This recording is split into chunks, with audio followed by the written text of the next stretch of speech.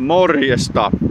Jes, nyt olisi Savonlinnan vanhalla asemalla niin aktiviteettihommit kohille, että täällä olisi toi luistelurata hyvässä kunnossa. Kävin just auraamassa tuolla mönkkärillä ja siinä on pari ryhmää käynyt jo tänään luistelemassa ja kehuvat kovasti, että hyvässä kunnossa. Ja sitten on makkaranpaistopaikka, pääsee paistelemaan makkaraa. Hiihtoladut menee tässä, pääsee hiihtämään.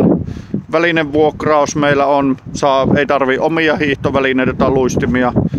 Sitten on olympialaislajit näissä lumilinnojen sisällä. Pääsee heittelemään kirvestä ja jousiammuntaa ja varsijousiammuntaa. Ja terassi on auki, kuumaa kaakaota, makkaranpaistoa, glögiä, Karvilan Panimon tuotteita, kaikkea löytyy. Niin, tervetuloa Savonlinnan vanhalle asemalle niin koko perheen voimin. Ai niin, ja uudet pakohuoneet, niihin kanssa varauksia. Jes, moro!